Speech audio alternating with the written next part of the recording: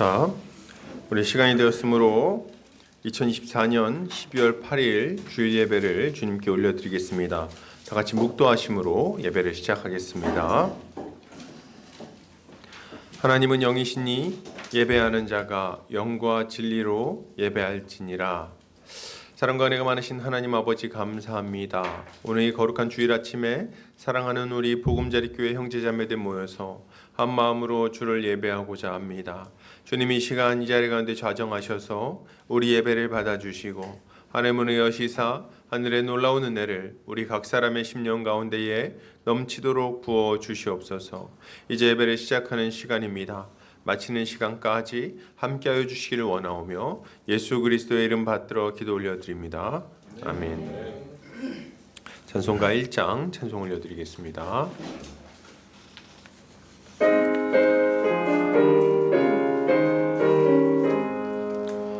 만복의 근원 하나님 온 백성 찬송 드리고 저 천사여 찬송하세 찬송 성부 성자 성령 아멘.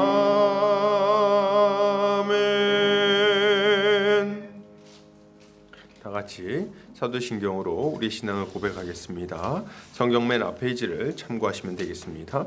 다 같이 고백합니다. 전능하사 천지를 만드신 하나님 아버지를 내가 믿사오며 그 외아들 우리 주 예수 그리스도를 믿사오니 이는 성령으로 잉태하사 동정녀 마리아에게 나시고 본디오 빌라도에게 고난을 받으사 십자가에 못 박혀 죽으시고 장사한 지 사흘 만에 죽은 자 가운데서 다시 살아나시며 하늘에 오르사 전능하신 하나님 우편에 앉아 계시다가 저리로서 산자와 죽은 자를 심판하러 오시리라.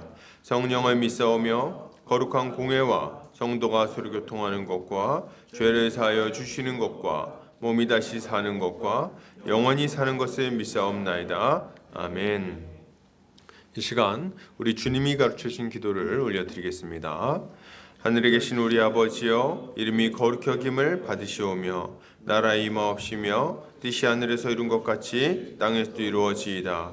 오늘날 우리에게 일용할 양식을 주옵시고 우리가 우리에게 죄 지은 자를 사하여 준 것 같이 우리 죄를 사하여 주옵시고 우리를 시험에 들게 하지 마옵시고 다만 악에서 구하옵소서. 대개 나라와 권세와 영광이 아버지께 영원히 있사옵나이다. 아멘. 이 시간 우리 한 주간의 삶을 돌아보면서 회개하는 시간을 갖도록 하겠습니다. 우리 주님이 우리에게 은혜를 베푸셔서 우리가 하나님의 자녀가 되었습니다. 하나님의 은혜로 죄 씻음을 받았고 의롭게 살 수 있는 지혜와 능력도 받았습니다. 그런데 여전히 이전의 그 죄악된 삶에 매여서 어리석은 행동을 반복하며 살았던 것도 사실입니다. 이 시간 우리의 그 어리석은 행동들 주님 앞에 자복하고 그 죄를 회개하며 나아가도록 하겠습니다. 다 같이 기도합니다. 사랑이 많으신 아버지 하나님, 오늘도 주의 은혜를 구하며 주님 앞에 머리를 조아립니다. 주님, 우리 한 주간의 삶을 돌아보며 우리의 어리석은 모습들을 주님 앞에 내어놓습니다. 주님 아버지, 우리가 하나님의 자녀가 되었고 주의 은혜로 죄 사함을 받았는데도 불구하고 여전히 죄에 매여서 형제를 아프게 하고 어리석은 결정을 하고 죄와 쾌락을 쫓아 하루하루를 또 살았고 이 어리석은 일로 말미암아 괴로워하고 이런 어리석은 삶이 우리 인생 가운데 다시 또 반복되었음을 주님 앞에 자복합니다. 주여, 이 모든 어리석은 죄를 주님 앞에 이 시간 내려놓사오니 예수 십자가 보혈로 씻어주셔서 우리가 다시는 이 어리석은 죄에 빠지지 아니하게 하시고 정결하고 의로운 삶을 살아갈 수 있도록 주여 은혜와 능력을 베풀어 주시옵소서. 주여 은혜를 구합니다. 예수 그리스도의 십자가 보혈의 능력이 우리를 모든 죄에서 완전히 깨끗하게 씻어주심을 믿습니다. 감사드리며 예수 그리스도 이름 받들어 기도 올려드립니다. 아멘. 이 시간 우리 찬송가 342장 찬송 올려드리겠습니다. 찬송가 342장입니다.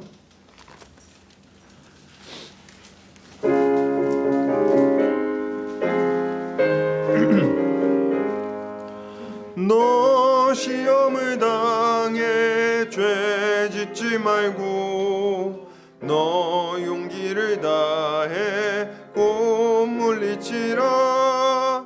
너 시험을 이겨 새 힘을 얻고 주 예수를 믿어 늘 승리하라. 우리 구주의 힘과 그의 위로를 빌라. 주님 내 편에 서서 항상 도우시리. 내 친구를 삼가 잘 선택하고 너 언행을 삼가 늘 조심하라. 너 열심을 다해 늘 충성하고 온 정성을 다해 주 봉사하라. 우리 구주의 힘과 그의 위로를 빌라. 주님 내 편에 서서 항상 도우시리. 잘 이기는 자는 상 받으리니 너 낙심치 말고 늘 전진하라. 내 구세주 예수 힘 주시리니 주 예수를 믿어 늘 승리하라. 우리 구주의 힘과 그의 위로를 빌라. 주님 내 편에 서서 항상 도우시리. 아멘. 이 시간 우리 대표에서 고경화 성도님 나오셔서 기도해 주시겠습니다.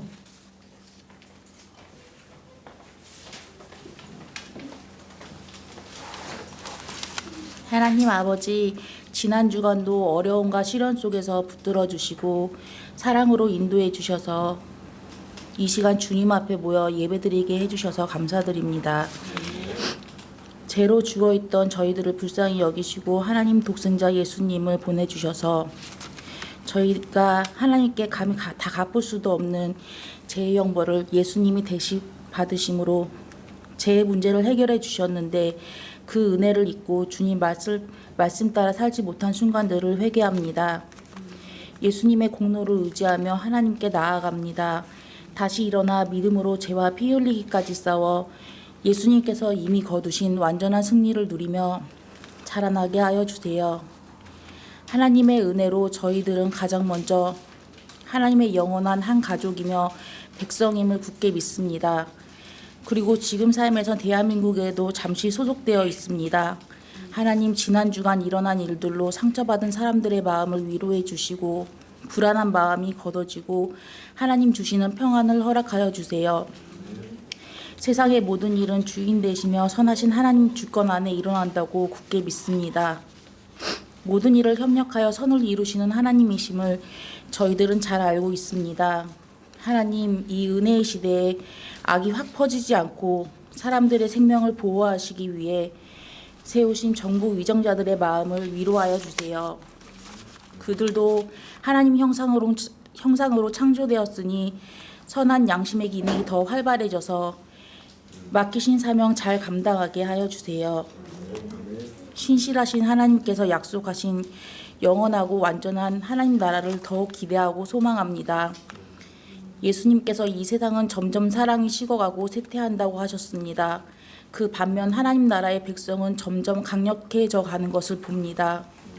하나님, 이 악하고 사랑 없는 거리에서 유일한 소망이신 예수님을 바라보며 하나님 사랑을 전하며 사람을 살리는 교회의 사명을 잘 감당하도록 많은 길을 열어주시고 기쁜 마음을 허락하여 주세요. 교회에서 앞으로 계획한 모든 하나님의 사역을 위해서 기도드립니다. 주님의 몸된 교회 위에 수고하는 모든 성도님들이 하나님의 크신 은혜를 경험하게 하여 주세요. 준비와 진행하는 따뜻한 손길 위에 주님의 영광이 드러나게 하여 주세요. 안종현 담임 목사님 모든 건강 지켜주시고 목사님과 목사님 가정의 모든 날에 하나님의 큰 위로와 은혜를 끊임없이 많이 누리게 하여 주세요. 안정호 혁명 목사님 건강으로 돌보아 주시고 함께 동역하는 든든한 하나님의 사람들을 많이 보내주셔서 모든 평생 힘있고 기쁘게 하나님의 사역 감당하게 하여 주세요.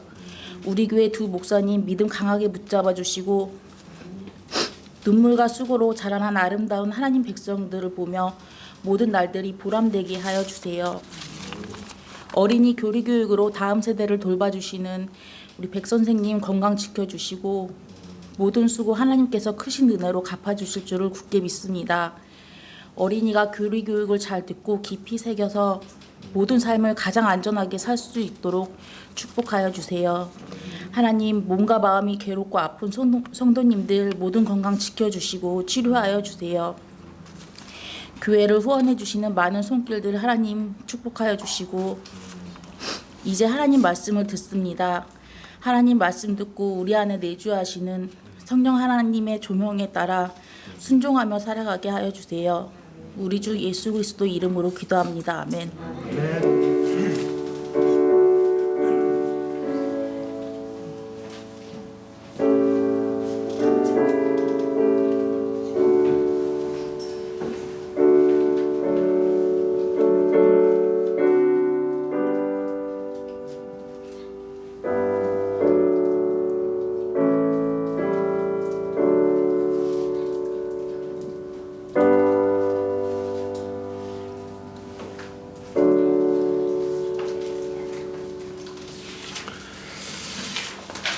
이 시간 요리문답하는 시간 갖겠습니다. 주보 오른쪽 면을 참고하도록 하겠습니다.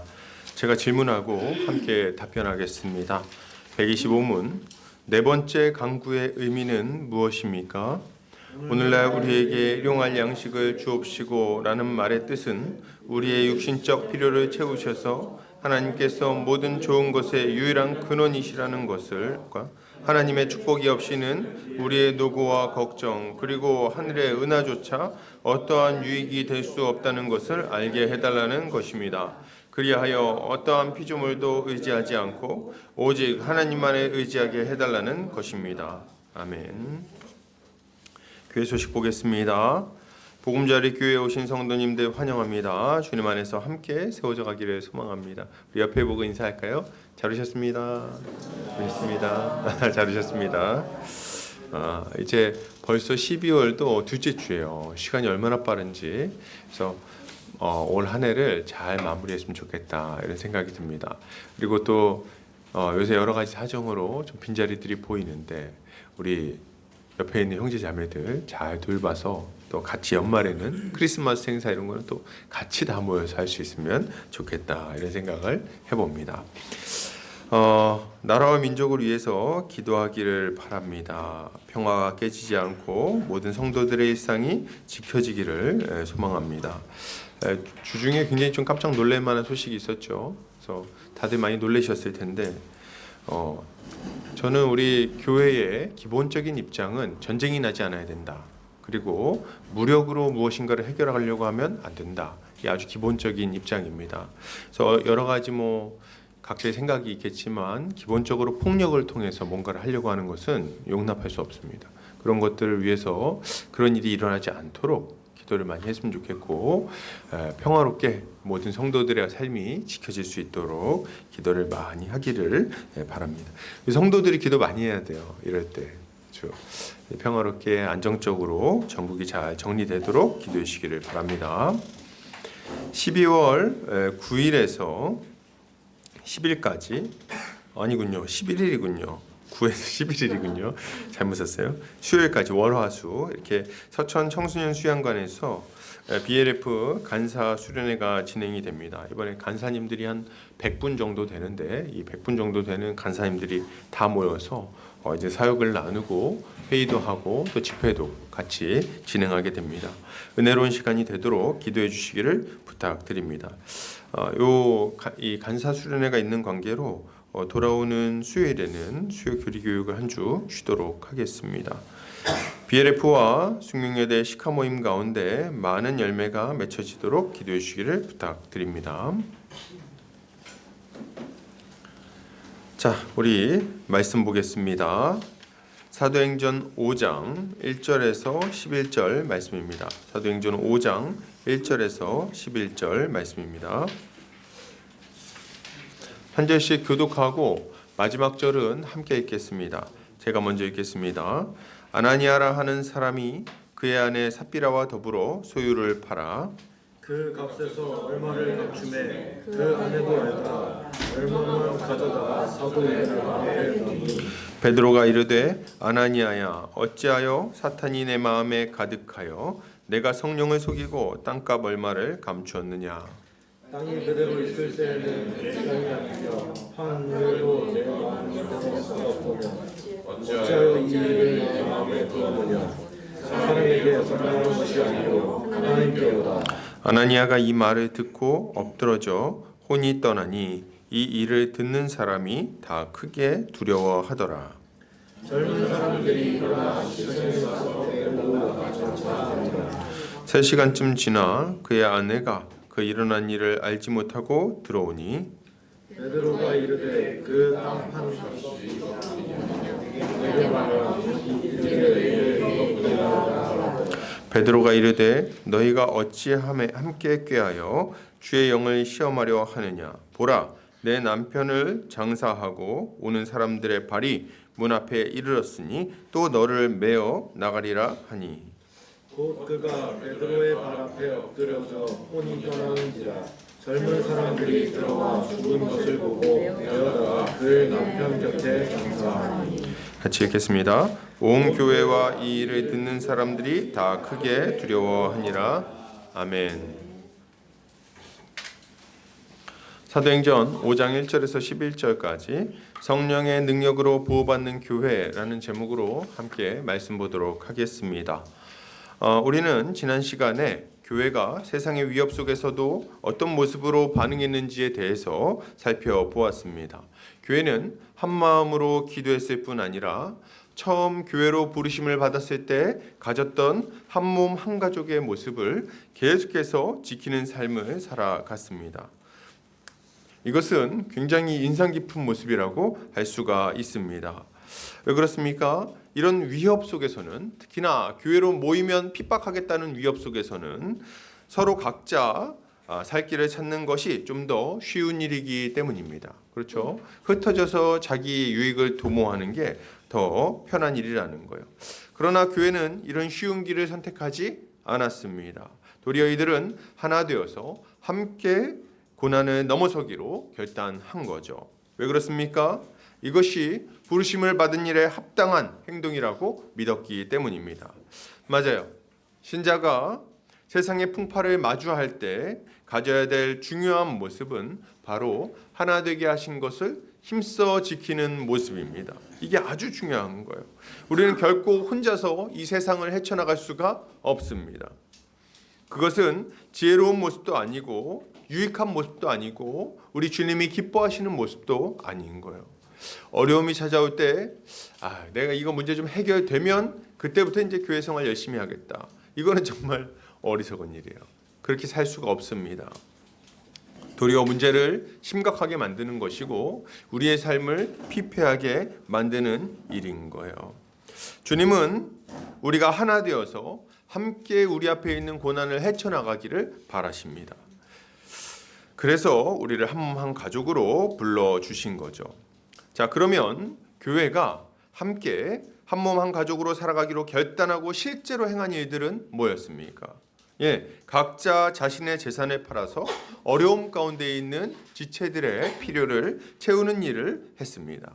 이 초대 교회에는 두 가지가 없었는데 뭐가 없었습니까? 첫째, 자기 것을 자기 것이라고 말하는 사람들이 없었습니다. 그죠? 야, 이거 내 거니까 건들지 마. 이렇게 하는 사람이 없었다는 거예요. 둘째, 뭐가 없었습니까?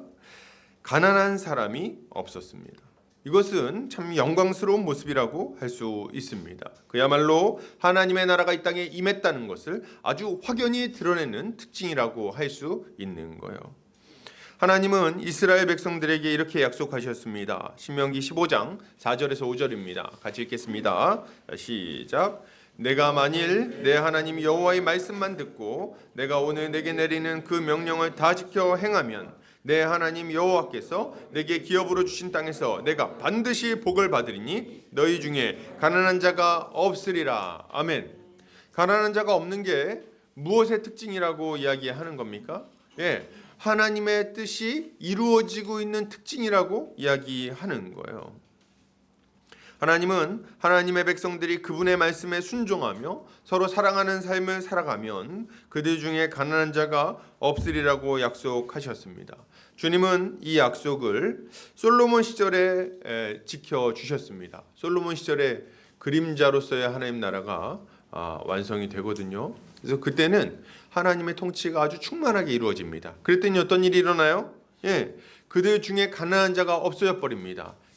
은을 길가에 돌처럼 많아지게 해버리세요. 그래가지고 뭐 돈이 없어가지고 좀 부족하면 야 저기 굴러다니네 이렇게 하면 그거 주워다가 이제 결제하고 할 수 있게 만들어 줬다는 거예요. 그 정도로 어마어마한 복이 임했습니다. 그리고 나서 솔로몬이 곧바로 타락하는데요. 솔로몬 이후로는 가난한 자가 없어졌다는 이야기가 나오지 않습니다. 계속해서 빈곤과 괴로움이 찾아오게 되는 거죠. 그리고 신약에 와서 드디어 이 가난한 자가 없어졌다는 표현이 다시금 등장하는 것입니다. 어디서요? 성령을 받아 거듭난 하나님의 백성들 안에서, 예, 주님의 몸된 교회 안에서 가난한 자가 없어지게 되는 겁니다. 교회는 서로 사랑함으로 환난 중에도 하나님 나라의 복을 충만하게 누리면서 살아갑니다. 하나님의 특별한 공급하심으로 체험받을 뿐만 아니라 많이 가지고 있는 형제들이 적게 가지고 있는 형제들에게 나누어 줌으로써 균등케 하는 일을 통해서 이 역사가 이루어지게 되는 거죠. 이것은 억지로 되는 일이 아니었습니다. 오직 하나님의 은혜로 이루어지는 일인 거예요. 사도들은 큰 권능으로 주 예수의 부활을 증언했고 온 교회는 은혜가 충만해서 이 일을 자발적으로 감당한 거죠. 이것은 교회 안에 하나님의 통치가 아주 충만하게 이루어지고 있는 것을 보여주는 겁니다. 하나님의 말씀을 그 일꾼들이 선포하고 그 말씀을 듣는 자들의 마음은 변화되어서 주님이 시키시는 대로 주님의 뜻대로 순종하게 되는 거죠. 이때 우리가 기억해야 될 것은 이런 하나님의 역사가 충성된 일꾼들의 헌신을 통해서 더 힘있게 이루어졌다는 겁니다. 그래서 지난 시간에 우리가 살펴봤던 일꾼 누굽니까? 헌신된 일꾼? 바나바가 앞장서서 이런 일들을 또 감당했죠. 물론 바나바만 있었던 것은 아닙니다. 많은 인물들이 자신들의 재산을 팔아서 사도들의 발 앞에 두었고 그것으로 교회는 충만함을 누릴 수 있었던 거예요. 이들은 받을 것을 생각하지 않고 하나님의 영광을 위해서 형제 자매를 향한 사랑으로 이 일을 행한 것입니다. 교회는 이걸 통해서 환난 중에도 견고하게 세워지고 그리고 하나님 나라 복음을 전파하며 하나님 나라의 복을 풍성하게 누릴 수 있었던 거예요. 이게 교회가 환난 중에 대처하는 모습이었던 것입니다. 자, 그러면 이렇게 교회를 세워 나갈 때 이제 마귀는 가만히 있느냐? 아니죠. 교회가 이렇게 세워져 나가면 세상은 마귀는 이 교회에 온전하게 세워지는 것을 방해하기 위해서 반드시 강력한 도전을 합니다. 그리고 교회는 그에 응전해야 하는 거죠. 오늘 이 교회가 온전히 세워져 나갈 때 마귀는 어떻게 역사했는지 그리고 그에 대한 교회의 반응은 무엇이었는지 이에 대해서 함께 살펴보도록 하겠습니다. 자, 오늘 본문은 아주 유명한 본문입니다. 아나니아와 삽비라의 이야기인데요.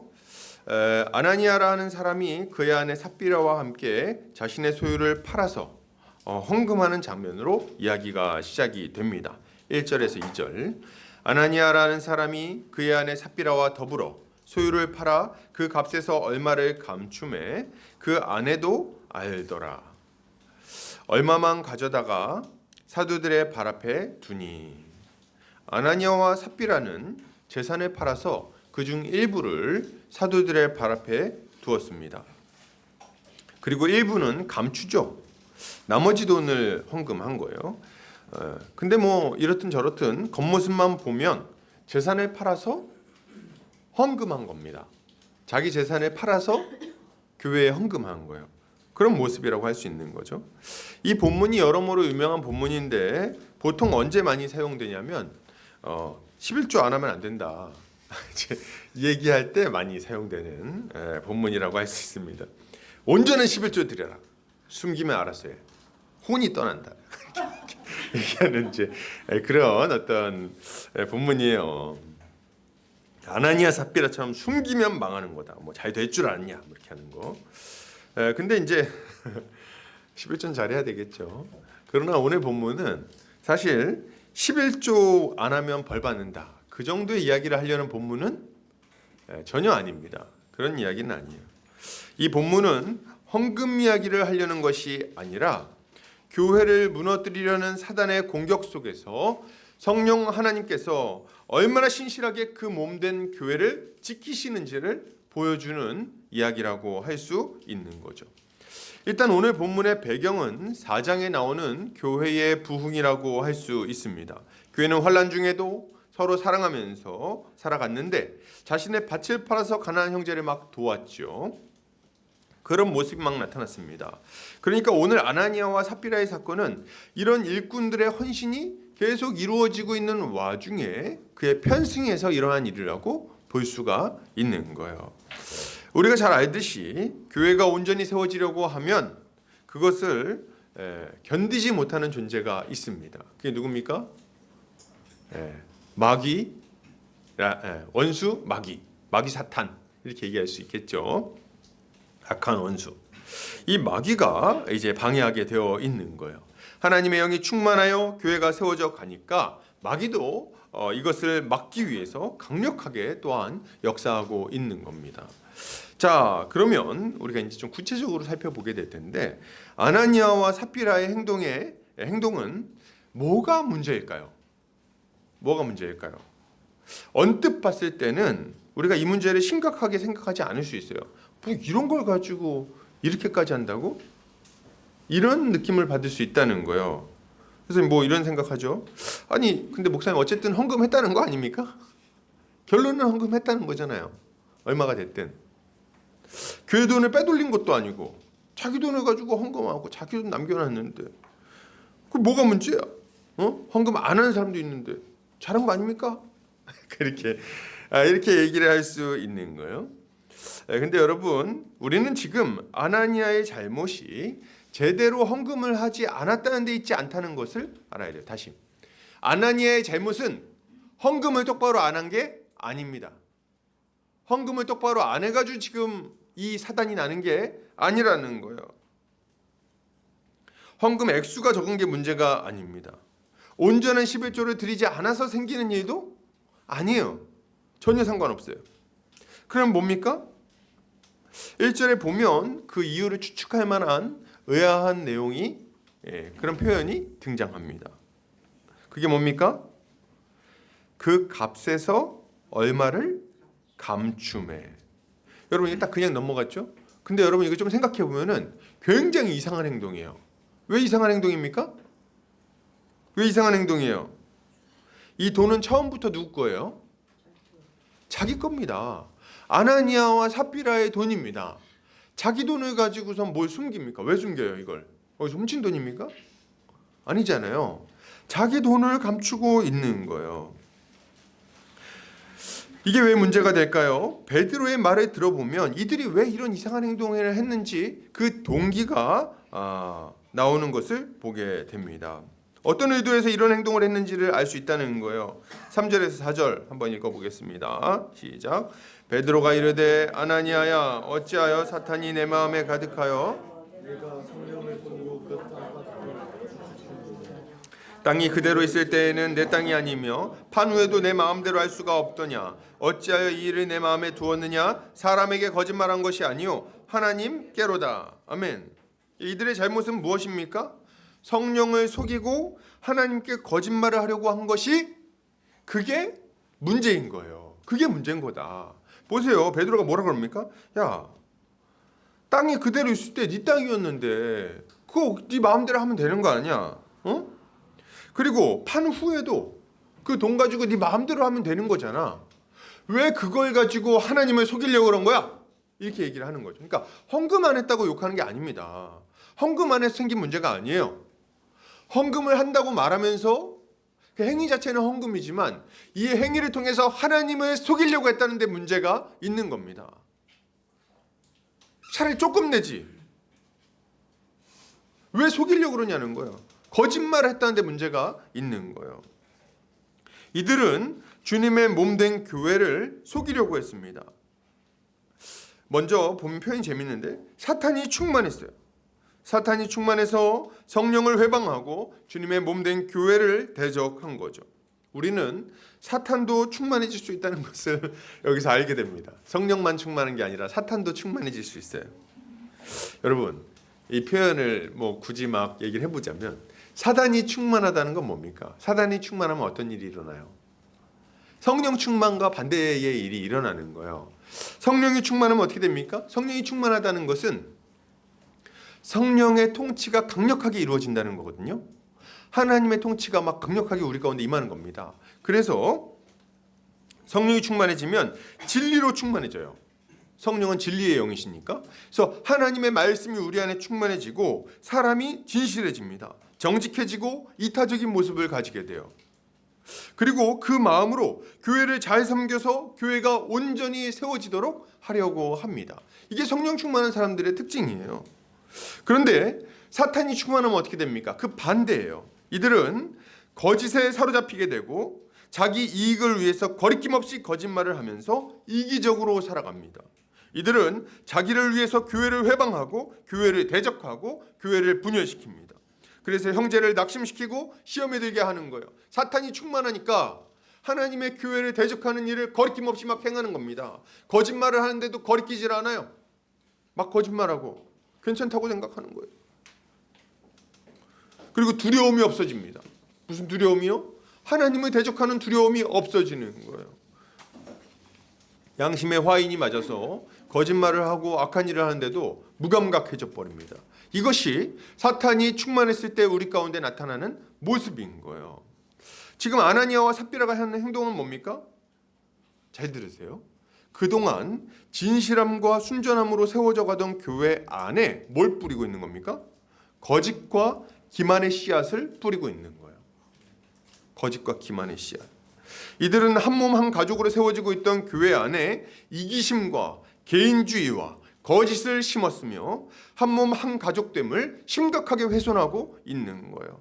예수 그리스도 안에서 한 몸 한 가족된 성도들을 거짓으로 속이고 있기 때문에 그렇습니다. 마치 여리고성 전투 이후에 자신을 위해서 재물을 숨겨두었던 아강과 같은 행동을 하고 있는 거죠. 여러분, 만약 이들의 이 행동을, 이 거짓말을 그대로 내버려 뒀다면 어떤 일이 생길까요? 어떤 일이 생겨났을까요? 잘 들으세요. 지금부터, 그러니까 이 아나니아와 삽비라 거짓말로 헌금을 했잖아요. 그리고 교회에서 막 존경을 받잖아요. 근데 사람들이 몰라. 이런 악한 일을 막 해도 별 문제가 안 생겨. 그러면 사람은 다 죄인입니다. 죄성이 있어요. 그 어떤 유혹을 받게 됩니까? 일단 교회 바깥에 있는 자들은 교회를 우습게 여기겠죠. 그래서 저기 조금만 잘하면 해먹을 수 있겠는데 좀 이렇게 가가지고 존경받는 위치에 올라가고 헌금 다 했다 그러고 제사판을 그리고 들어가가지고 자 내가 이 정도 열심히 했는데 니네 내 말 좀 들어야 되지 않겠니? 영향력을 끼치기 시작하겠죠. 그러면서 교회 안에서 자기 이익을 위해서 일하기 시작할 겁니다. 그러면서 교회는 이 악한 자들로 인해서 심대한 타격을 받게 돼요. 그럼 사기도 칠 것이고, 그죠? 여기 와가지고 사람들 막 꼬셔가지고 못된 짓거리도 할 것이고, 악한 일들을 막 할 거 아니에요. 근데 교회가 분별하지 못해. 교회에는 아무 일도 일어나지 않아. 그러면은 교회는 심각하게 공격을 당하게 되는 거예요. 아픔을 겪게 되겠죠. 뭐 교회 안에 개주가 돈 들고 날른다든지 말이죠. 뭐 이런 일이 막 벌어지는 거예요. 갑자기 수련의 개가 생각나는데 죄송합니다. 정신 차리자. 지금 이제 중에 그런 일이 막 벌어지는 거예요. 그럼 교회 내부에서는 어때요? 교회 내부에서도 거짓말하고 못된 짓 하고 막 해도 몰라 서로. 그러면 사람들이 어떻게 생각하겠어요? 모르네? 이렇게 해도 별 문제가 안 생기네? 그러면 또 죄를 짓게 되는 거예요. 그 사람들도 유혹을 받아서. 믿음이 연약한 자들이 막 넘어지는 겁니다. 거짓말하고 넘어뜨리고 시험 들게 하고 못된 말하고 비방하고 모함하고 막 하는 거예요.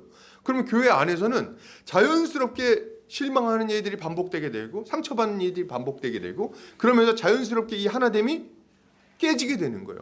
전에는 사람들이 아주 순전한 마음으로 내 가지고 있는 걸 다 팔아가지고 사도들의 발 앞에 두고 이걸로 형제자매들을 도와주세요 이렇게 했다 그러면 이제는 어떻게 되는 겁니까? 조금만 하고 이거 다 해봐야 뭐 나만 뭐 그렇게 할 이유가 뭐 있어. 쟤도 보니까 다 했다 그러고 자기 거 다 챙기던데.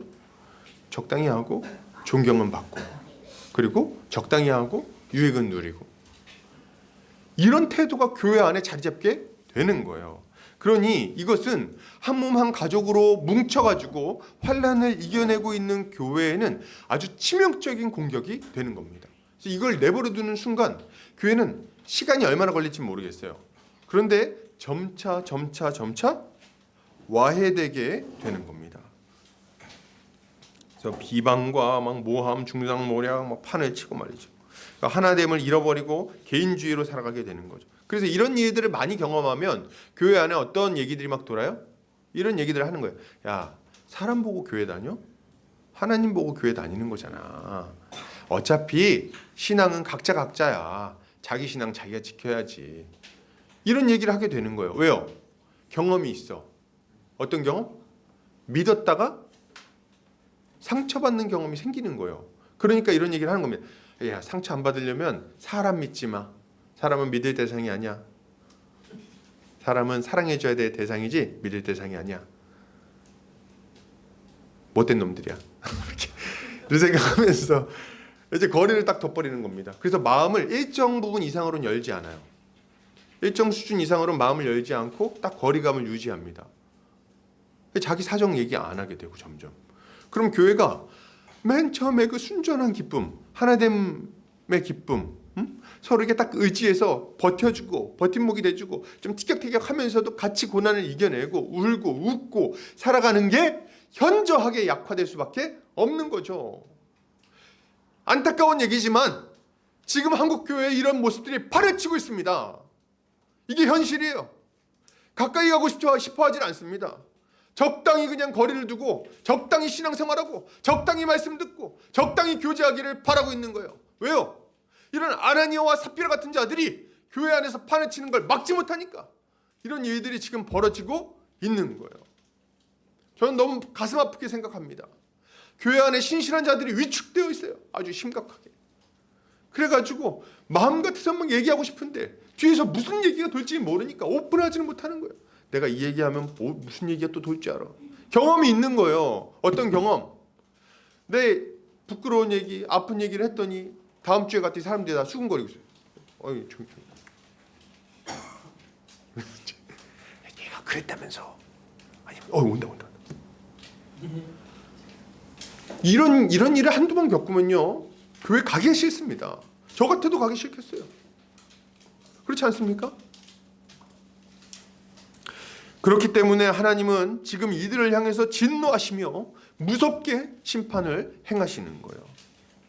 그러면 이 아나니아와 삽비라는 도대체 왜 이런 말도 안 되는 죄를 저지른 걸까요? 왜 거짓으로 교회를 속이려고 한 겁니까? 안 그래도 힘든 교회를 말이죠.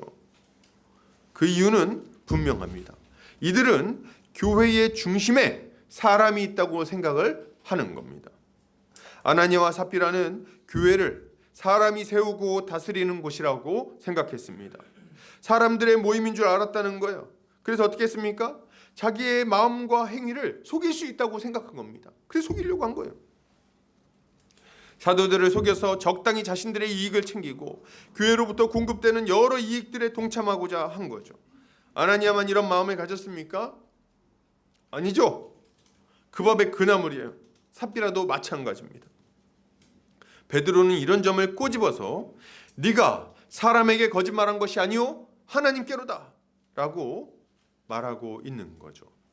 이 악한 자들은 교회의 주인이 사람이 아니라 하나님이심을 몰랐기 때문에 아주 비참하게 망해버리고 말았습니다. 아나니아는 헌금을 내놓던 그 자리에서 죽어버렸고 그 아내도 뒤따라서 죽임당하고 말았어요. 이들은 하나님이 보호하시는 교회의 권위를 비웃고 성령을 속이려고 했기 때문입니다.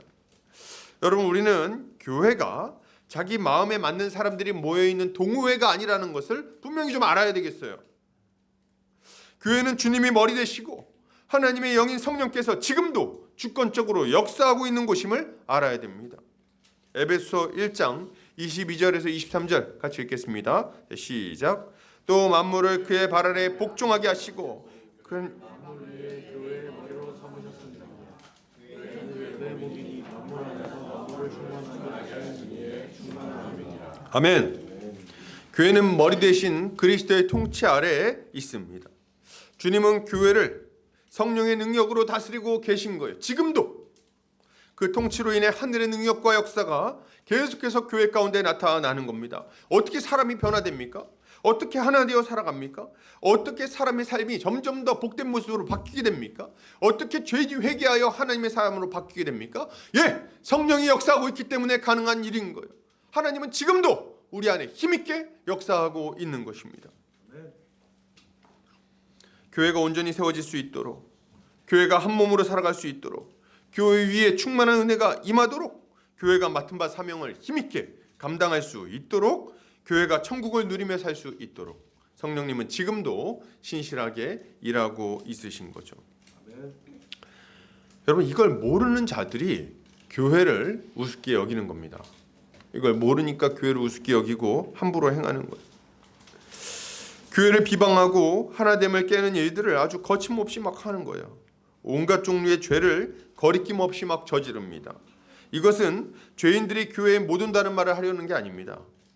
성도들이 죄를 안 짓는다는 말을 하는 것도 아니에요. 우리 다 막 죄 짓고 살아요. 알아요, 저도. 문제는 뭡니까? 죄를 범하면서도 두려워하지 않고 회개하지 않고 돌이키지 않는다는 게 문제인 거예요. 통회하는 마음이 그들 안에 전혀 없다는 게 문제라는 겁니다. 좀 거리껴져야죠. 두려워해야죠. 근데 그런 마음이 없어요, 이들은 교회의 통치를 비웃고 함부로 그 권위를 깎아내립니다. 함부로 막 깎아내려요. 그래서 이들이 아주 별일 아닌 것처럼 하는 얘기 중에 뭐가 있냐면, 말씀에는 그렇게 나와 있지만 누가 그렇게 삽니까? 뭐 이런 얘기들. 말씀에 나와 있는데 그대로 못 사니까 회개해야 될 것 같습니다. 이렇게 얘기하는 게 아니라는 거예요. 말씀에 나와 있는데 누가 그렇게 삽니까? 말이 그런 거지. 이렇게 반응을 하는 겁니다. 얼마나 많은 사람들이 이런 참담한 죄를 짓고 사는지, 얼마나 거짓말을 잘하는지, 얼마나 비방을 잘하고 남의 말을 잘하는지 말로 다 할 수가 없는 지경입니다. 교회를 비방하고 교회를 무너뜨리면서도 일말의 죄책감조차 갖지 않는 거죠. 이들은 왜 이런 어리석은 행동을 하는가? 성령께서 지금 교회 가운데서 운행하고 계시다는 사실을 모르니까 그런 거다. 주께서 지금 불꽃 같은 눈으로 보고 계시며 일하고 계시다는 것을 모르니까 이런 삶을 살아가는 겁니다. 그렇죠. 이런 걸 모르니까 주를 두려워함이 없는 거예요. 주님을 두려워하지 않는다. 이 어리석은 자들은 하나님의 징계로 인해서 점차 삶이 무너져가고 있는데도 그거를 깨닫지를 못합니다. 이들은 하늘의 은혜를 잃어버리고 형제 사랑을 잃어버리고 하나님의 도우심과 위로를 잃어버리게 됩니다. 지금 다시 한번, 이거 중요한 얘기인데, 죄를 막 짓잖아요. 죄를 막 이렇게 교회를 비방하고 막 우습게 보고 막 해요. 근데 교회 안에 그런 사람들이 있습니다. 항상. 우리 교회는 없다고 저는 생각하는데, 그러나 이제 찾아올 수 있잖아요. 이제 이런 일들이 막 많아요. 이런 일이 막 생기면은 우리는 이제 생각하죠. 아나니아 삽비라처럼 즉각 그냥 모가지를 어떻게 한번 좀 쳐가지고 딱 제압해버리면 좋겠는데, 그 이제 그런 일이 즉각적으로 요새는 안 일어나잖아요. 그러니까 이제 막 누가 갑자기 헌금하다가 죽고 그러나요? 안 그러잖아요. 그러니까 이제 별일 없네. 그러고 막 한다는 거죠. 근데 그러면 하나님의 심판이 임하지 않는 겁니까? 뒤에서 좀 더 구체적으로 나오긴 하겠지만 실제적인 하나님의 심판이 이루어집니다. 근데 그게 어떤 식으로 이루어지는가 봤더니 1차적으로는 하나님의 은혜에서 끊어져요. 하나님의 은혜를 못 받습니다. 맨날 거짓말하고 다니는데 말씀이 은혜가 되겠어요? 안 되겠죠. 그리고 말씀을 들을 때마다 말씀엔 저렇지만 이러면 그 말씀이 그 믿음으로 그 사람의 삶에 영향을 끼치겠습니까? 못하는 거죠. 불순종이 자연스럽게 되는 거예요. 그러면서 말씀의 열매, 말씀으로 말미암은 통치의 기쁨 이런 걸 맛보질 못하게 됩니다. 그러면서 형제자매를 내가 비방을 막 하잖아요. 또 막 거짓말로 비방해. 아우 현우 쟤는 애가 틀렸어. 막 했어. 현우는 굉장히 괜찮은 애예요. 근데 이제 제가 막 했다고 해보. 아유 현우 틀렸어. 걔는 아주 엉망이야. 막 얘기를 했다고 해봅시다. 그러면은 형제의 사랑의 기쁨을 누릴 수 있습니까? 못 누려요. 멀어지게 됩니다. 현우를 만나면은 겉으로는 인사하면서 아유 잘 지냈어 이렇게 할지 모르지만 속으로는 거리감이 있는 거예요 벌써. 그러면 하나됨에서 오는 기쁨과 하나됨에서 오는 위로와 유익이 사라져 버리는 겁니다. 그리고 무슨 생각을 하게 돼요? 나 없는 데서 애들도 내 욕하겠지? 이런 생각하게 되는 거예요. 그럼 당연히 그 다음부터는 교회 오는 것이 힘들어지는 겁니다. 제가 지금 하는 얘기를 좀 이해되시나요? 지금 하나님 앞에 죄를 짓고 그리고 내 마음대로 행하는 것이 아무 영향이 없는 것처럼 생각이 되지만 실제적으로 영향이 있고 실질적으로 고통으로 열매 맺게 된다는 이야기를 하는 겁니다. 교회 안에서 누려야 될 그 조건 없는 사랑의 교제를 자기 발로 부숴버리니까 무슨 할 말 있겠어요. 이들의 영혼은 피폐해지게 될 것이고 이들의 삶은 빈곤하게 될 것입니다. 그러니 우린 이런 죄에 빠지지 않도록 크게 주의해야 하는 거죠. 사랑하는 우리 형제 자매님들, 우리는 주께서 지금 이 교회 안에 이 예배 가운데 좌정하고 계시다는 것을 알아야 됩니다. 이게 아주 중요해요. 먼저 이걸 알아야 되고 또한 이것을 굳게 믿어야 되겠습니다. 주님이 살아계시고 이 교회 한가운데 좌정하고 계신 거예요. 이걸 믿을 때 우리는 비로소 주의 영을 시험하는 죄를 범하지 않을 수 있는 겁니다. 그리고 혹여나 이런 죄를 범했다면 베드로의 경고에 귀를 기울여야 되겠어요. 사람에게 거짓말한 것이 아니요 하나님께로다. 우리가 이 경고를 듣고 회개의 자리로 나온다면 주님은 우리의 심령을 온전하게 회복시켜 주실 것입니다. 주의 말씀에 순종하는 성도님들 되시기를 주의 이름으로 축복합니다. 아멘. 자, 계속해서 보겠습니다. 자, 그러면 아나니아와 삽비라가 이렇게 교회를 속였을 때 성령님은 어떻게 반응하실까요? 성령님은 베드로로 하여금 아나니아와 삽비라의 죄악이 밝히 드러나게 만드십니다. 3절에서 6절 같이 읽겠습니다. 시작. 베드로가 이르되 아나니아야 어찌하여 사탄이 내 마음에 가득하여 내가 성령을 속이고 땅값 얼마를 감추었느냐. 땅이 그대로 있을 때에는 내 땅이 아니며 판 후에도 네 마음대로 할 수가 없더냐. 어찌하여 이 일을 내 마음에 두었느냐. 사람에게 거짓말한 것이 아니요 하나님께로다. 아나니아가 이 말을 듣고 엎드러져 혼이 떠나니 이 일을 듣는 사람이 다 크게 두려워하더라. 젊은 사람들이 일어나 시신을 싸서 메고 나가 장사하니라. 아멘. 베드로는 아나니아의 죄를 드러내어 책망합니다. 베드로는 아나니아의 죄가 무엇인지 명확하게 알려주는데 그의 죄는 성령을 속이고 하나님께 거짓말한 거예요. 이게 죄의 본질입니다. 베드로의 책망을 들은 아나니아는 곧바로 엎드러져서 죽어버리고 마는데 마찬가지로 그 남편과 함께 성령을 속이려고 했던 삽비라도 똑같이 죽어버립니다. 어떤 이들은 부부를 다 죽이는 건 좀 너무한 거 아니냐. 한 명만 죽이고 한 명은 좀 냅둬야 되는 거 아니냐. 뭐 이런 생각할 수 있는데 그렇지가 않습니다.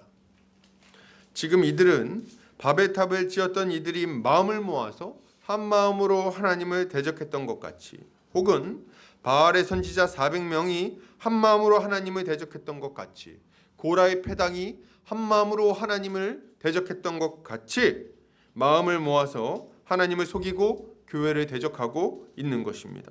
그러니 이들에게 내려진 이러한 심판은 너무나도 당연한 것이라고 할 수 있는 거예요. 두 사람이 작당해가지고 모의해가지고 이 교회를 속이고 하나님을 속이고 교회를 무너뜨리려고 했다는 거죠. 이 이야기를 들을 때 우리는 두려움을 느낍니다. 저도 좀 무서웠어요. 왜냐하면 우리도 이런 잘못을 참 부끄러운 얘기지만 저지를 수 있다는 생각이 들기 때문에 그렇습니다. 나도 저번에 거짓말했는데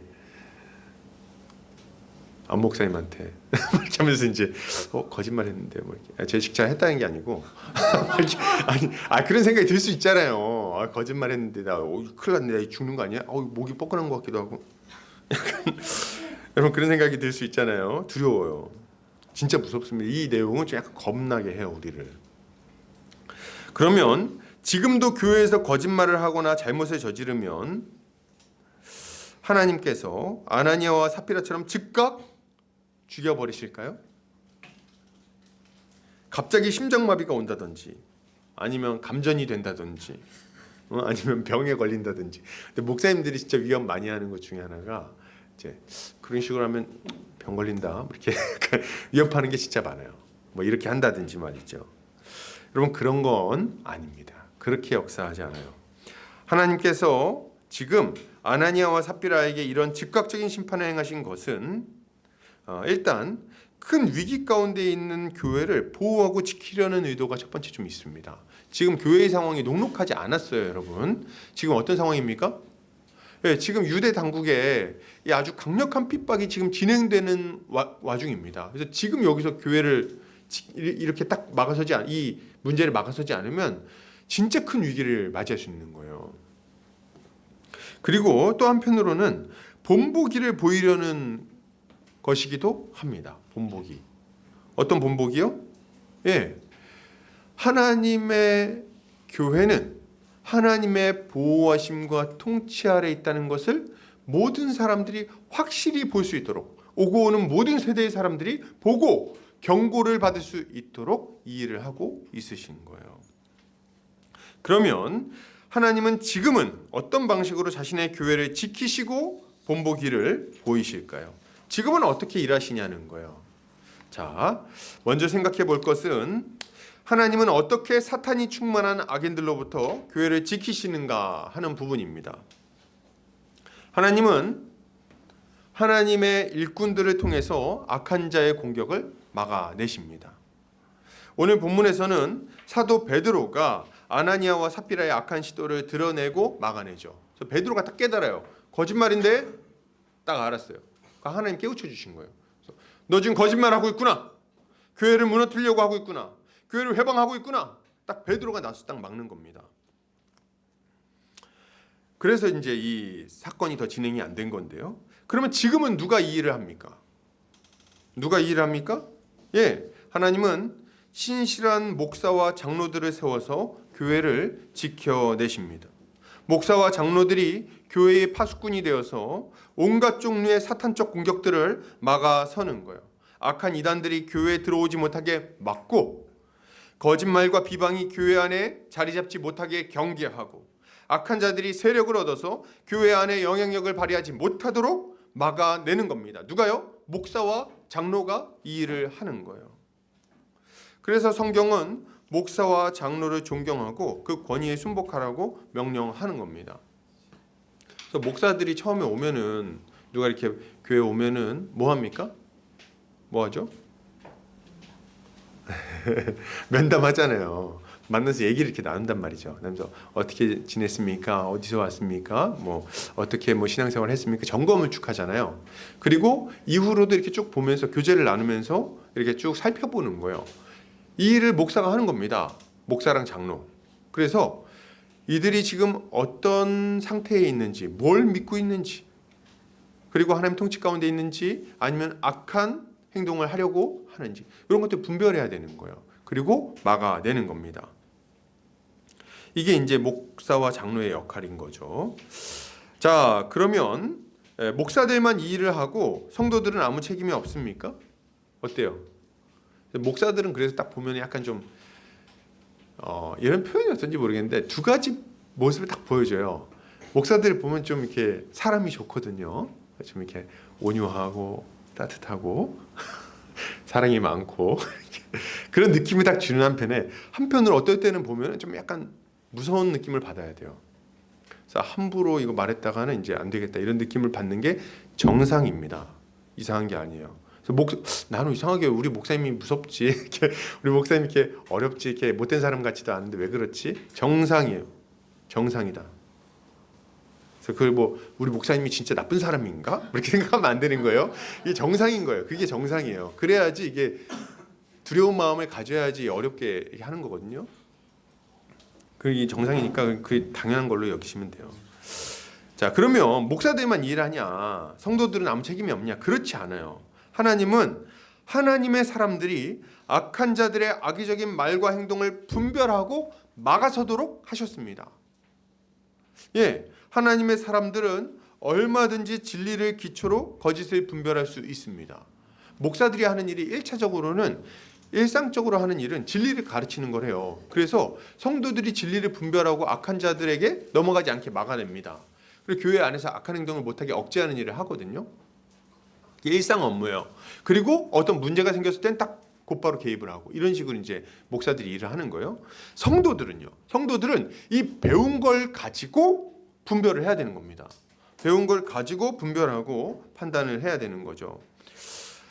진리를 기초로, 복음의 기초를 가지고 거짓을 분별할 수 있는 거죠. 성도들은 누군가의 말을 들을 때 섣불리 받아들이거나 힘없이 휘둘리지 않습니다.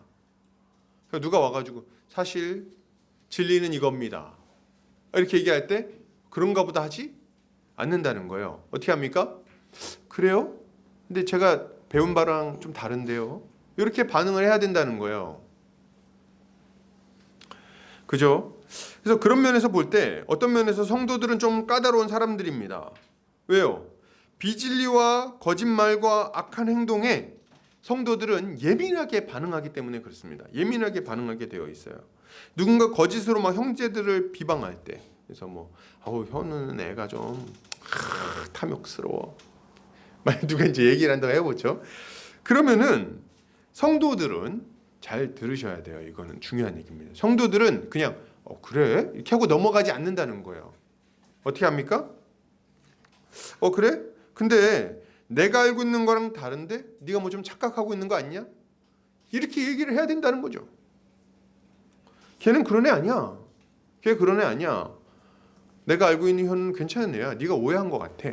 이렇게 반응을 해야 정상이라는 거죠. 그리고 누군가 와가지고 거짓 교사들이 막 이렇게 다른 복음이나 이단 사설을 막 은근슬쩍 얘기하면 어떻게 반응합니까? 그럴 땐 또 이렇게 반응해야죠. 성도들이 이렇게 보통 반응해요. 얘기 듣다가 좀 영 아닌 것 같아요. 딱 들었을 때 다른 복음이야. 그럼 어떻게 반응합니까? 이렇게 하다 네? 다시 한번 얘기해 보시죠. 지금 그거 좀 잘못 얘기하신 것 같은데 다시 한번 얘기해 주실래요? 잘 이해가 안 되거든요. 이렇게 얘기를 하는 거죠. 그러면은 막 자기 논리를 가지고 얘기를 하다가 딱 멈칫하게 됩니다. 안 넘어가네? 보통 이 정도 얘기하면 받아주는데 멈칫. 이들은 거짓말쟁이들의 감언이설에 쉽게 넘어가지 않습니다. 그것을 분별하고 막아서는 역할을 감당한다는 거예요. 먼저 믿은 자들, 먼저 성령을 받아 변화된 자들, 먼저 성숙한 자들이 1차 저지선이 되어서 교회를 지켜내는 겁니다. 모든 사단적인 공격으로부터 교회를 보호한다는 거죠. 잘못된 가르침이 들어오지 못하게 교회를 지켜내는 겁니다. 이게 성도들이 하는 일이에요. 그래서 교회에 오면은 어떤 느낌을 받아야 되냐면 성도들이 너무 좋아. 이 사람들이 약간 이상한데? 천사들인가? 약간 이런 느낌, 날개가 저기 뒤에 있나? 뭐 이렇게 이런 느낌을 일단 받아야 되고요. 너무 헌신적이고 잘 섬겨주고 하니까 말도 이쁘게 하고. 근데 한편으로는 같이 교제 나누다가 약간 불편한 순간들이 생겨야 돼요. 왜요? 그렇다고 해서 막 뭐 좀 실수했다고 해서 다시 말해 보시죠. 이렇게 하진 않겠죠. 근데 이제 뭔가 분명히 문제가 있는 점이 있을 때 그냥 안 넘어간다는 거예요. 이게 정상입니다. 그래야 교회가 이제 보호받을 수 있게 되는 거죠. 그래서 이제 누군가 뭐 교회 올 때마다 저 인간은 또 어떤 나쁜 놈일까 이런 느낌으로 쳐다보면 안 됩니다. 사랑하는 마음으로 형제를 대하되 깨어 있어야 하는 거죠. 그러면 교회 안에 악한 자들이 들어와서 죄를 퍼뜨리면 그때는 어떻게 해야 될까요? 실제로 이 일이 벌어졌어. 아직 안 벌어졌기 때문에 말씀드리는 거예요. 이제 벌어지면 어떻게 할까요? 벌어지면 미리 알고 있어야겠죠. 목사와 장로는 이런 자들을 치리함으로써 교회를 보호해야 됩니다. 주님은 교회에 천국 열쇠를 주셨습니다. 이 천국 열쇠는 뭡니까? 교회에 주신 메고 푸는 권세, 즉 권징을 의미합니다. 교회는 악한 자들을 징계하거나 혹은 교회에서 쫓아내므로 교회를 보호하는 거예요. 어떤 이들은 교회의 권징을 우습게 여기기도 합니다. 그래가지고 여기서 출교 이렇게 하면은 여기서 출교? 그럼 난 옆에 교회 가겠다. 그리고 옆에 교회를 막 나가버려요.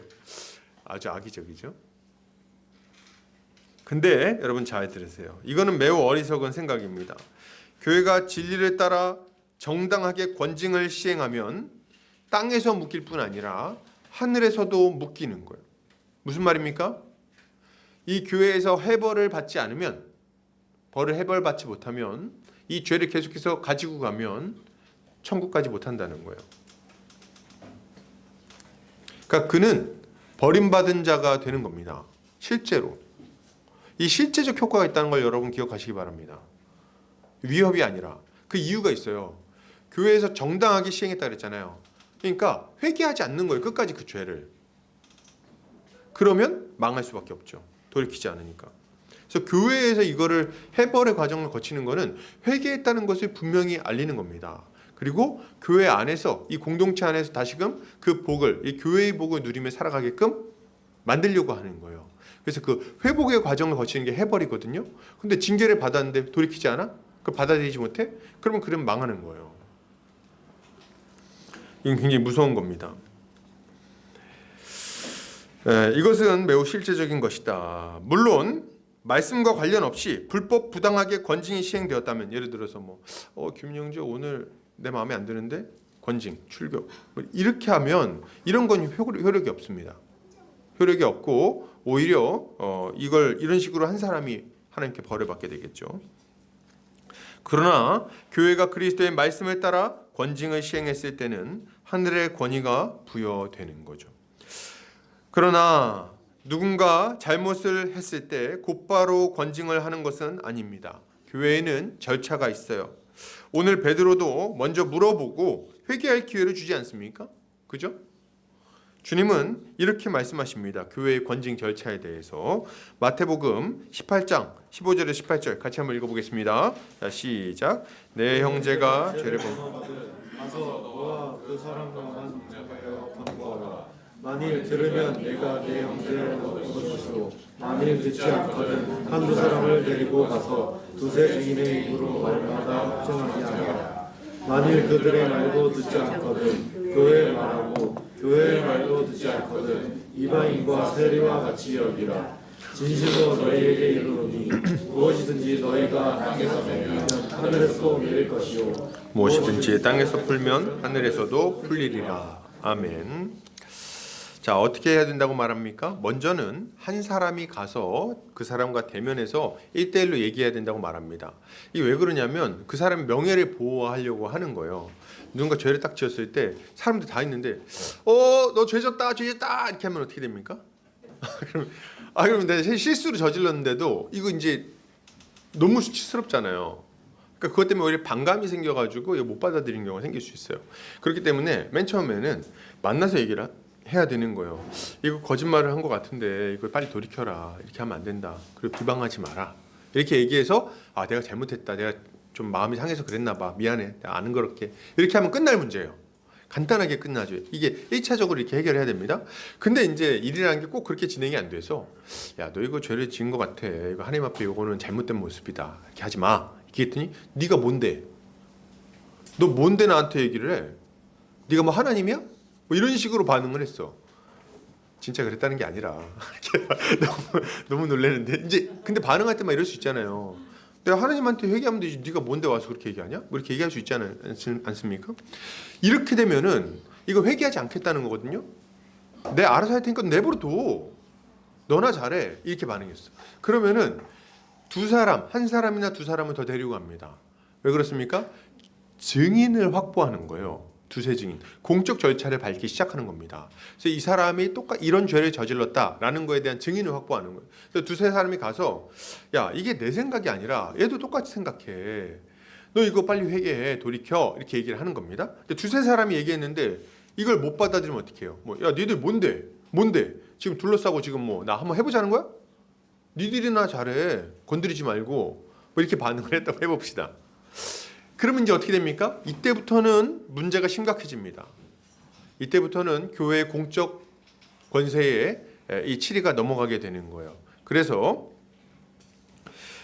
교회 목사와 장로들에게 넘어가게 됩니다. 이제부터는 공적 이제 과정을 밟게 돼요. 그래서 목사와 장로가 이 사안을 조사하고 이 사안에 대해서 어떤 태도를 보이는지를 점검합니다. 좀 물어봐요. 이런 일들이 있었고 이런 증언이 있는데 정말 이게 맞느냐? 맞습니다. 이거에 대해서 회개할 거냐? 이거 이런저런 면에서 잘못됐는데 말씀을 볼 때 회개할 거냐? 못 하겠습니다. 이러면 어떻게 됩니까? 여기서부터는 공적 권징, 출교, 추천 정지 등등의 권징이 이제 시행이 되는 겁니다. 아주 무거운 권징이. 근데 보면 대부분 출교예요. 대부분 출교다. 회개하는 사람들이 약한 권징을 받고 회개 안 했을 시에는 진짜 무거운 권징을 받는 거예요. 그래서 거기까지는 가면 안 되는 거죠. 근데 이제 막 뭐 이렇게 여기까지 하면은 이제 교회 안에 악한 가르침과 악한 삶이 뿌리내지 못하게 막아내기 위해서 이런 어떤 절차를 밟게 되는 겁니다.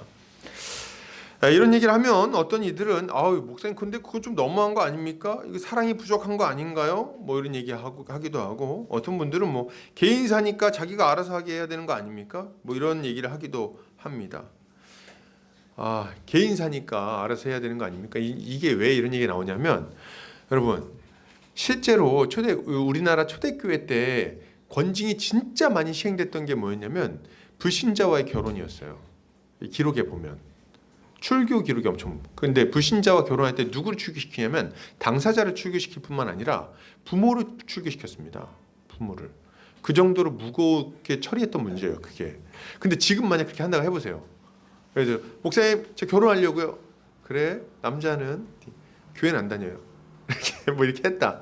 목사가 그러면 마음이 어떻습니까? 야 큰일 나겠다. 그러니까 어떻게 해요? 요새는 막 헤어져 이렇게 안 합니다. 보통 이렇게 안 해요. 일단 교회 좀 데려와봐. 그리고 좀 이제 좀 점검을 해서 좀 교회에 좀 정착하고 나서 하는 게 어때? 뭐 이런 의견을 낸단 말이죠. 제가 지금 하는 얘기는 실제로 일어났던 일을 말씀드리는 거예요. 이렇게 얘기했더니 어떤 일들이 벌어지냐?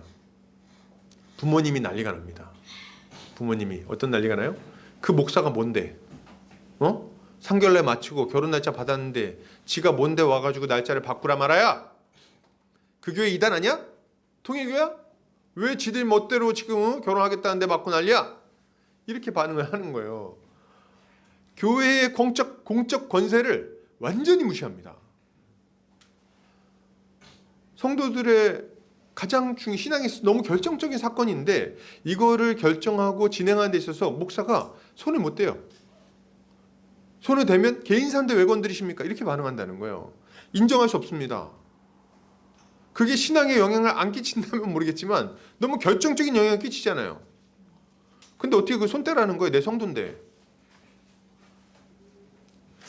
근데 그렇게 말하는데 이제 안 된다는 거예요. 여러분 생각해 보세요. 자기 죄인데 자기가 알아서 해결하겠죠. 동생이 마약하면 어떻게 하겠어요? 여러분 오빠가 막 마약하고 있어. 방문 열고 들어갔더니 이렇게 하고 있어.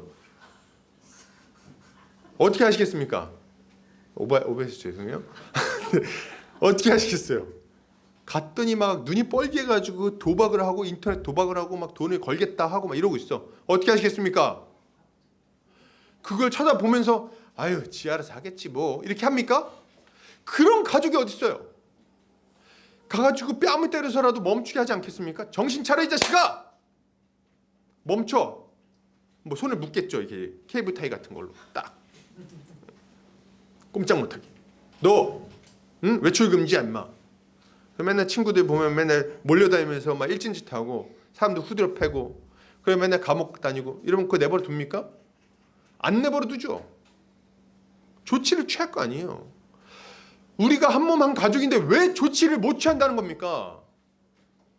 그리고 교회를 다스리려고 목사에게 권위를 주셨는데 아무것도 시행하지 말라는 거예요? 개인사니까? 어떻게 그런 생각을 합니까? 당장에 지금 성도들이 문제가 생기고 있잖아요. 그럼 개입을 하라고 지금 권위를 주신 건데 내버려 두라는 겁니까? 그럼 목사를 왜 세웠어요? 저는 이거에 대해서 아주 분명한 입장을 가지고 있습니다. 저는 성도님들의 삶에 문제가 생길 때 절대로 이거를 방치하지 않겠습니다. 개입할 거예요.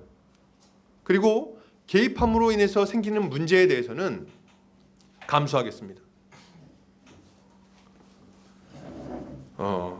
지금 문제가 안 생겼기 때문에 많이 세게 얘기하는데 문제가 막상 생겼을 땐 또 저도 쭈글쭈글 할 수 있겠죠. 아이고 그러지 않았으면 좋겠다. 용기가 필요한 일이에요. 우리같이 조그만 교회에서는 더더군다나 큰 용기가 필요한 일이죠. 자 여러분, 그리고 무조건 받아주는 게 사랑이 아니라는 거예요. 그리고 또 어떤 악한 자가 교회 안에 들어와서 형제자매 막 괴롭히면 어떻게 하겠습니까? 무조건 막 사랑으로 다 교회니까 받아줘야 됩니까? 저는 이거 교회론 때는 몇 번 얘기를 했는데 옛날 교회 청년부에 있을 때 어떤 남자 청년이 교회에 들어왔어요. 왔는데 기타를 치면서 막 기타 잘 쳤어. 기타 치면서 막 이렇게 찬양도 잘하고 목소리도 줬어. 오오오 막 아주 괜찮았어. 얼굴도 좀 괜찮았어요. 근데 이 청년이 들어와가지고 자기가 찬양팀이 없었거든요. 찬양팀을 막 맡고 싶대. 막 했어. 근데 말이죠. 나중에 알고 보니까 이게 문제가 있었어요. 어떤 문제가 있었을까요? 네. 교회에 자매가 몇 명 되지도 않는데 20명 정도 되는 청년부에서 교회 몇 명 안 되는데 다 고백을 하고 다니는 거예요. 여기저기 다. 막 고백하고 다녀. 준이야. 이렇게 고백. 그 다음에 휘나야. 고백. 또 김옥주. 막 고백.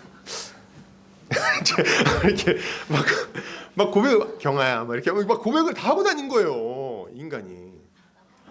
여기 걸렸어. 그거를 또 안 걸렸으면 모르겠는데 걸렸어. 자매들이 서로 얘기 다 하잖아요. 만나가지고 나 글쎄 종현 오빠가 정현 형제가 나한테 고백했잖아. 막 얘기를 한 거예요. 그때 나한테도 이렇게 된 거예요. 어떻게 했겠습니까? 어떻게 했을까요? 당연히 이렇게 하지 말라고 얘기를 했겠지. 뭐 출교야 곧바로 출교는 아니지. 왜 그랬냐 이렇게 하면 안 되지 않냐 얘기를 한 거지. 그랬더니 이 형제가 한 얘기했습니다. 이 교회는 사랑이 없습니다. 그리고 교회 떠났어요. 야 진짜 별 이상한 사람들이 많습니다. 여러분 교회 안에 이들이 와가지고 이렇게 막 행동하는데 그거 옳다구나 하고 받아줘야 됩니까? 괜찮다고 해야 됩니까 이거를? 우리 형제 자매님들, 우리 중에 어떤 악한 자가 들어와서 바람둥이, 얼굴은 차은우지만 바람둥이 그런 인간이 들어와가지고 막 찝쩍거리고 다니면 내버려 두실 거예요? 아니잖아요. 그게 드러내가지고 책망하지 않겠습니까? 당연히 그렇게 해야 되는 거죠. 이게 맞는 거예요. 이리 때가 와가지고 양을 물어가려고 하는데 사랑으로 이리를 품는 게 말이 되냐는 거죠. 우리는 교회를 안전하게 지키는 파수꾼의 역할, 방벽의 역할을 각자가 아주 잘 해내야 하는 것입니다. 이렇게 열심히 이 일들을 감당하는, 그래서 교회 안에 하나님의 질서가 이루어지게 하는 성도님들 되시기를 주의 이름으로 축복합니다.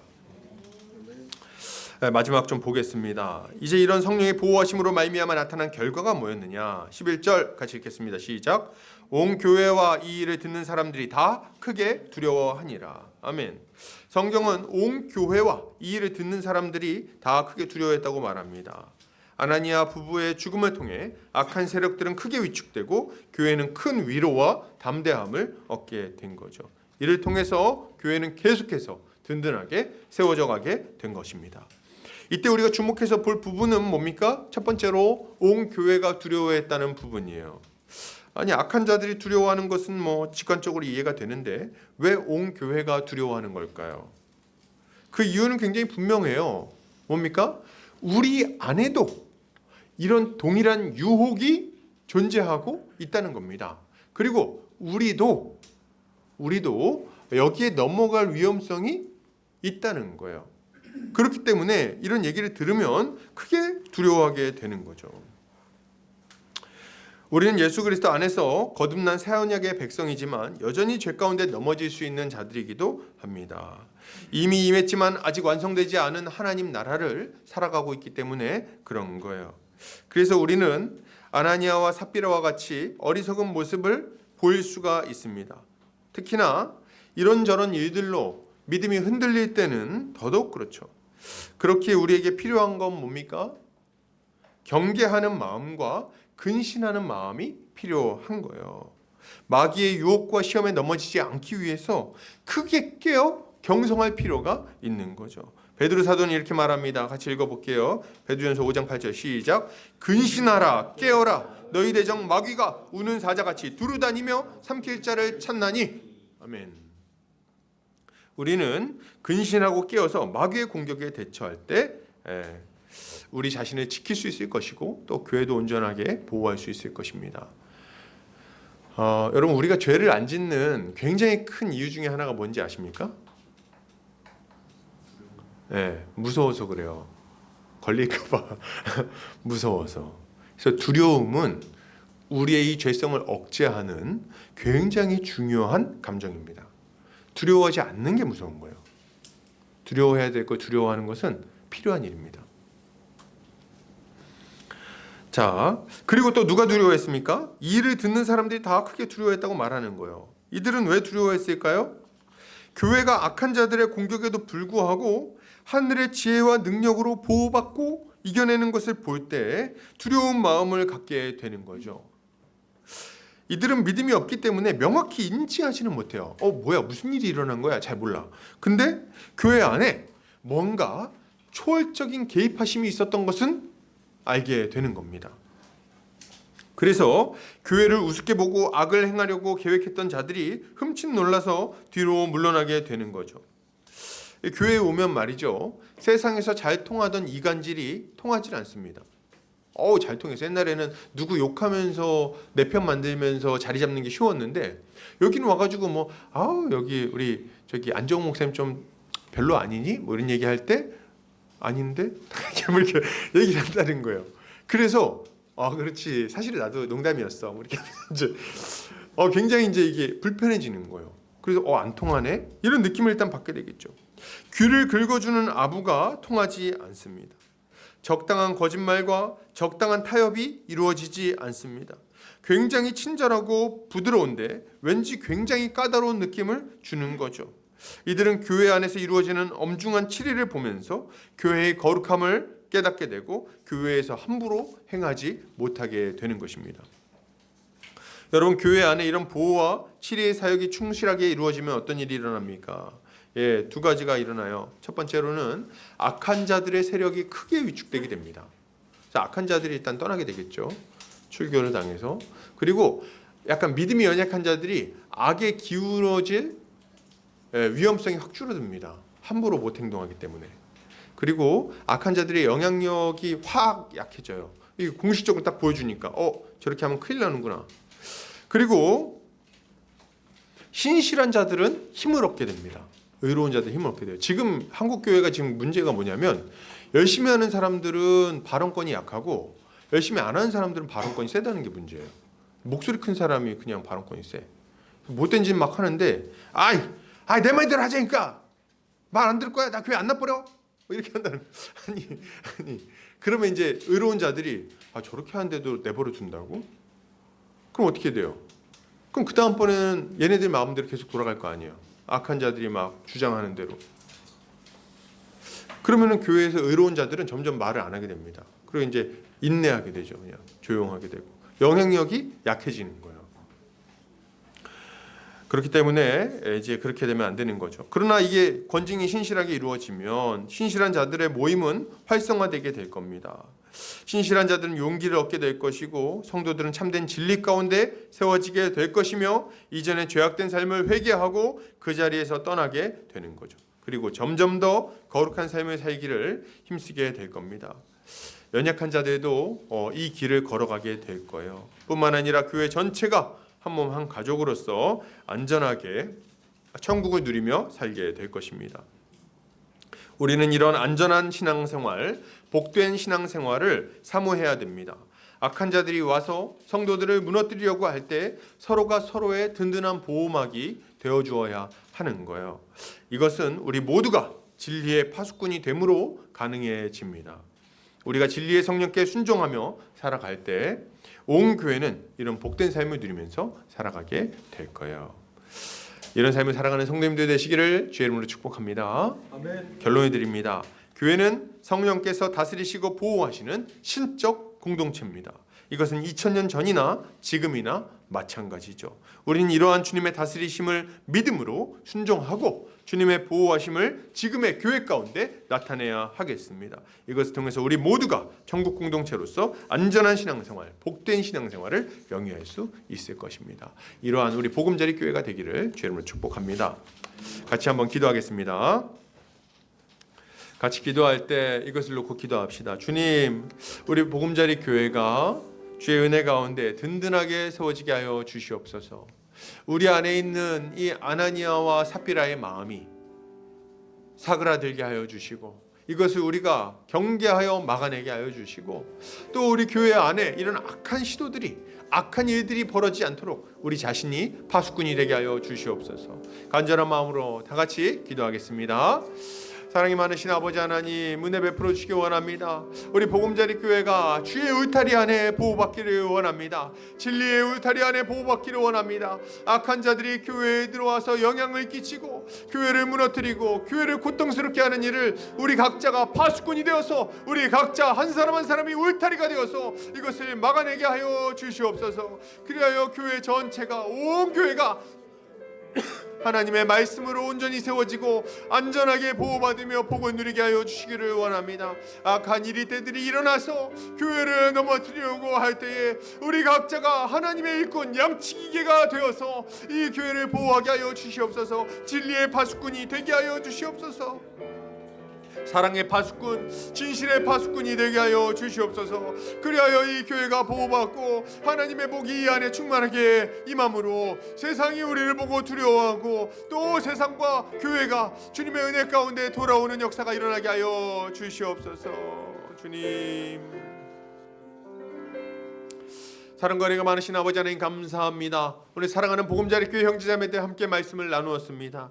이 악한 세대 가운데 교회를 지켜 보호하여 주시옵소서. 악한 자들이 안에서 일어나고 밖에서 교회를 틈탈 터인데 이러할 때에 우리가 깨어 근신하게 하여 주시고 이 모든 악한 시도를 막아내는 울타리가 되게 하여 주시옵소서. 교회 안에 주님의 통치가 힘있게 이루어지기를 원합니다. 그리하여 이 교회 안에 하나님 나라의 충만한 복이 힘있게 임하기를 원합니다. 주여 우리 가운데 역사하여 주시옵소서.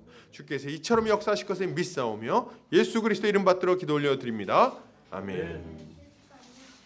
이 시간 찬송가 213장 1절 4절 찬송하면서 헌금하는 시간 갖도록 하겠습니다.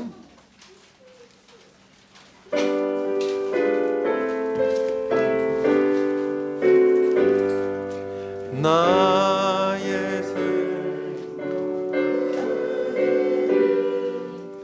주여 받아주셔서 세상 살아갈 동안 찬송하게 하소서. 나의 보화 드리니 주여 받아주셔서 하늘 나라 위하여 주 뜻대로 쓰소서. 아멘. 기도합니다. 사랑과 은혜가 많으신 하나님 아버지 감사합니다. 오늘 사랑하는 우리 보금자리 교회 형제자매들 한 마음으로 주님께 감사하며 예물을 올려드립니다. 주님, 이 시간 우리의 마음과 물질과 인생을 올려드리오니 주님 받으시고 주님 마음껏 사용하셔서 주의 몸된 교회가 힘있게 세워지게 하여 주시옵소서. 우리 사랑하는 성도들 믿음을 위하여 기도합니다. 우리 성도들 믿음으로 이 세대를 이겨내게 하여 주시옵소서. 이 위협적인 세대 가운데 주님께 기도하며 보호받게 하시고 주의 은혜로 승리하며 살아가게 하여 주시옵소서. 몸이 연약한 자들 주께서 회복시켜 주시고 그 가족의 건강도 돌보아 주시옵고 또 믿음이 흔들리는 자들 믿음을 견고하게 하시고 다시금 회복하여 하나님께 나오게 하여 주시옵소서. 또한 아버지 가정의 여러 문제들과 진로의 문제들과 자녀 양육의 문제와 또 재정적인 문제와 여러 기타 문제들로 주님 앞에 근심하며 기도하는 자들이 있습니다. 주여 아버지 이들을 불쌍히 여겨주시고 이들의 기도에 응답해 주심으로 이들의 근심을 없이 하여 주시옵소서. 아직 어린 영혼들 주께서 돌보아 주시고 어려서부터 하느님 말씀으로 잘 양육받아서 다음 세대를 감당할 만한 하나님의 귀한 일꾼들 다 될 수 있도록 주께서 크신 은혜로 함께하여 주시옵소서.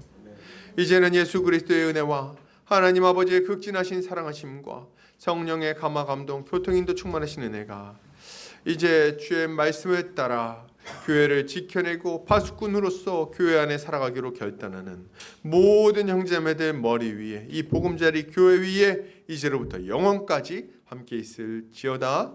아멘.